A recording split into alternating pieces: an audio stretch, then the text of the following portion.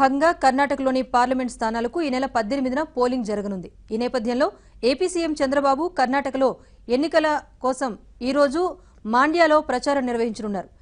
మాండ్యా నియోజకవర్గంలో కాంగ్రెస్ జేడీఎస్ల ఉమ్మడి అభ్యర్థి నిఖిల్, మైసూర్ జిల్లా కాంగ్రెస్ జేడీఎస్ల ఉమ్మడి అభ్యర్థి విజయ్ శంకర్ల తరపున చంద్రబాబు ప్రచారం చేయనున్నారు.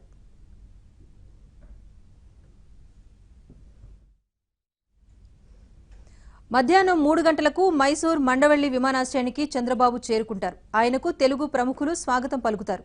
మైసూర్ విమానాశ్రయం నుంచి రోడ్డు మార్గంలో పాండవపురాకు చేరుకుని అక్కడ ఏర్పాటు చేసిన భారీ బహిరంగ సభలో ప్రసంగించనున్నారు. రోడ్ షోలోనూ పాల్గొంటారు. సమావేశంలో జేడీఎస్ జాతీయ అధ్యక్షుడు మాజీ ప్రధాని దేవేగౌడ, కర్ణాటక సీఎం కుమారస్వామి, మాజీ సీఎం సిద్దరామయ్యలతో పాటు పలువురు మంత్రులు, ముఖ్య నాయకులు పాల్గొంటారు.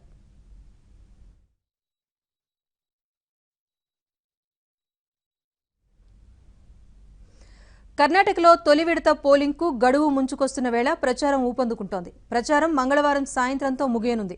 తొలి విడతలో 14 లోక్సభ స్థానాలకు ఎన్నికలు జరగనున్నాయి. ప్రత్యేకించి బెంగళూరు పరిధిలో 4, మైసూర్ రీజియన్లో 6 చోట్ల, కోలార్, చిక్బళ్లాపుర, చిత్రదుర్గ, తుముకూరు స్థానాలకు గురువారం పోలింగ్ జరగనుంది. తొలి విడత జరిగే 14 చోట్ల ప్రముఖులు బరిలో ఉన్నారు. మాజీ ప్రధాని దేవేగౌడ మనవళ్లు నిఖిల్, ప్రజ్వల్తో పాటు కాంగ్రెస్ సీనియర్ నేతలు వీరప్ప మొయిలీ, కేహెచ్ మునియప్పలు బరిలో ఉన్నారు. 14 నియోజకవర్గాల్లో కీలక పోటీ ఉన్న మాండ్యాపైనే అందరి దృష్టి నెలకొంది.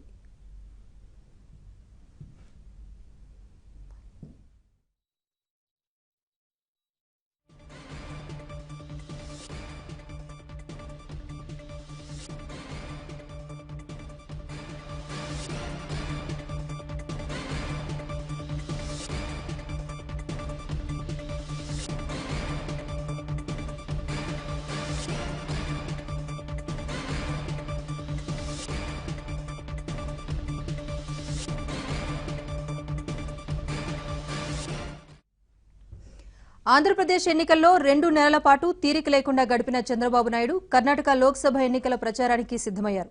మైసూర్, మాండ్యా జిల్లాల కాంగ్రెస్, జేడీఎస్ సంకీర్ణ ప్రభుత్వ అభ్యర్థుల తరపున ప్రచారం చేసేందుకు వస్తున్నారు.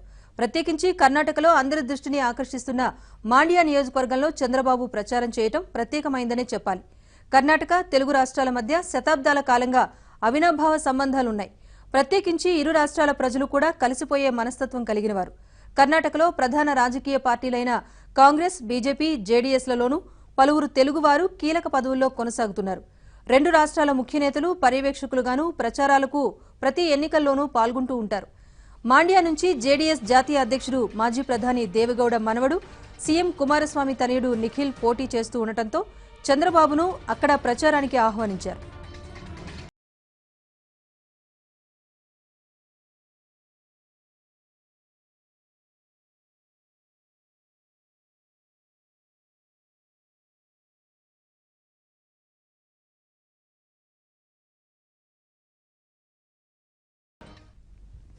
ఇవాళ చంద్రబాబు మాండ్యా జిల్లా పాండవపుర, మైసూర్ సంకీర్ణ పార్టీల అభ్యర్థుల తరపున ప్రచారానికి వస్తూ ఉండటంతో సంకీర్ణ ప్రభుత్వ పార్టీలకు అదనపు బలం చేకూరినట్లు కానుంది.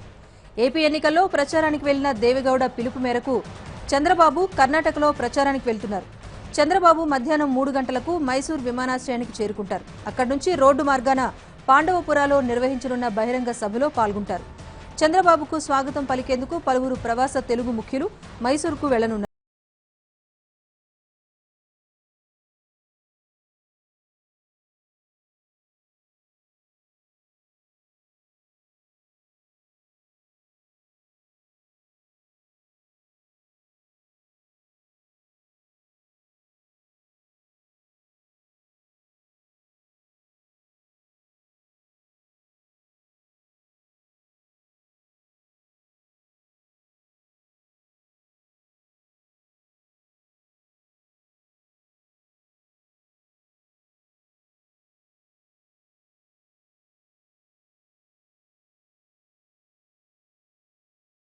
ఉత్తర లోక్సభ నియోజకవర్గాల్లోనూ చుట్టుపక్కల ప్రాంతాల్లోని చిక్బళ్లాపుర, కోలాహు, తుముకూరును నియోజకవర్గాల్లోనూ ప్రవాసాంధ్రులు పెద్ద సంఖ్యలో ఉన్నారు.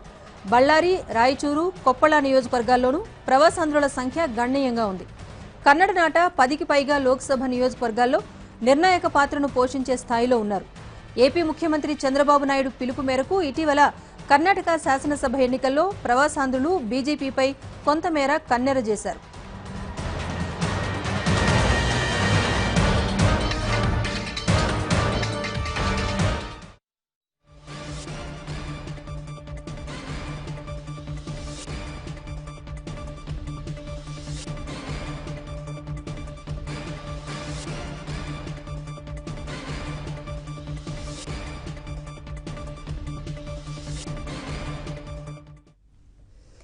కేంద్రం విభజన చట్టంలో ఆంధ్రాకు ఇచ్చిన హామీలేవీ నెరవేర్చలేదని, దీంతో ఎన్డీఏకు మద్దతు ఉపసంహరించామని ఆయన చెప్పుకొచ్చారు. ఈ ప్రభావం కర్ణాటకలో తెలుగు ఓటర్లు ఎక్కువగా ఉండే 50కి పైగా అసెంబ్లీ నియోజకవర్గాలపై నేరుగా పడిందని జాతీయ స్థాయిలో రాజకీయ విశ్లేషణలు వినిపించాయి. ముఖ్యంగా హైదరాబాద్, కర్ణాటక ప్రాంతంలోని 40 అసెంబ్లీ సీట్లలో కాంగ్రెస్ 21, భాజపా 15, బెంగళూరులోని 28 సీట్లలో కాంగ్రెస్ 15, భాజపా 11, బళ్లారిలోని మొత్తం 9 సీట్లలో కాంగ్రెస్ 6 సీట్లను గెలుచుకున్నాయి. బాబు ప్రచారం వల్లే బాగా బలమున్న నియోజకవర్గాల్లో సైతం బీజేపీకి ఓటమి తప్పలేదు. ప్రవాసాంధ్రులు సహకరించి ఉంటే కర్ణాటకలో నేడు బీజేపీ ప్రభుత్వం అధికారంలో ఉండేదని పార్టీ నేతలు చాలా మంది అప్పట్లోనే వ్యాఖ్యానించారు.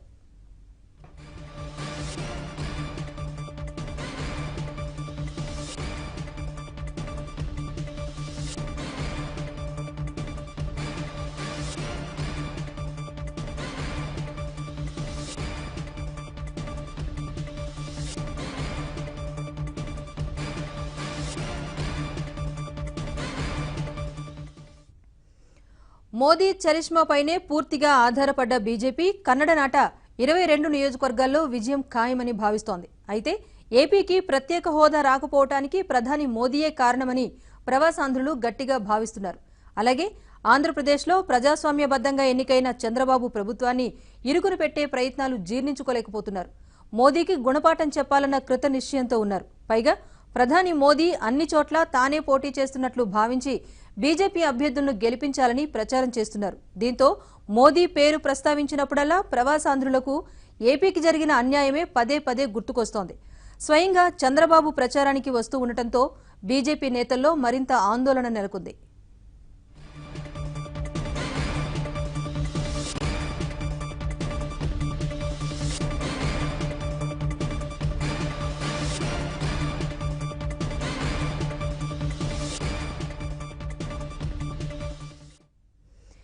ఏపీలో ఎన్నికల పర్వం ముగియటంతో ఇప్పుడు తెలుగుదేశం పార్టీ నేతల దృష్టి కర్ణాటకపైనే పూర్తిగా నిమగ్నమైంది. ఏపీ సరిహద్దు జిల్లాల్లో బెంగళూరు నియోజకవర్గాల్లో చంద్రబాబు పర్యటిస్తే దాని ప్రభావం తీవ్రంగానే ఉంటుందని బీజేపీ వర్గాలు అంచనా వేస్తున్నాయి. చంద్రబాబు ఎన్నికల ప్రచారానికి వస్తున్నారన్న సమాచారంతో తెలుగు ఓటర్లలో ఉత్సాహం మొదలైంది. ప్రస్తుతం మాండ్యాలో పార్టీల కన్నా అభ్యర్థుల వ్యక్తిగత అంశాలకు ప్రచారంలో ప్రాధాన్యత లభిస్తోంది.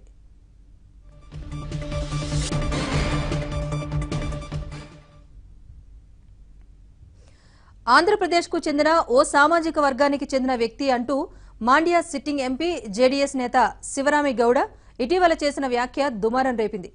జేడీఎస్ నేతలు ఈ వ్యాఖ్యలకు భయపడే చంద్రబాబును ప్రచారానికి దించినట్లు బీజేపీ విమర్శలు గుప్పిస్తోంది. చంద్రబాబు ఓ సామాజిక వర్గానికి చెందిన నేత మాత్రమే కాదని మాజీ ప్రధాని దేవెగౌడ బీజేపీ విమర్శలకు గట్టిగానే బదులిచ్చారు. ఆయన ప్రచారం కేవలం మాండ్యా అభ్యర్థి కోసమే కాదని, బీజేపీని ఓడించే క్రమంలో మహాగఠబంధన్ను బలోపేతం చేసేందుకేనని జేడీఎస్ వర్గాలు చెప్పాయి. గత విధానసభ ఎన్నికలు, ఆపై 5 స్థానాల ఉప ఎన్నికల్లో మిత్రపక్షాల విజయం, జాతీయ రాజకీయాలకు ఊతమని భావించే చంద్రబాబు మాండ్యాలో ప్రచారానికి వస్తున్నట్టు తెలుస్తోంది.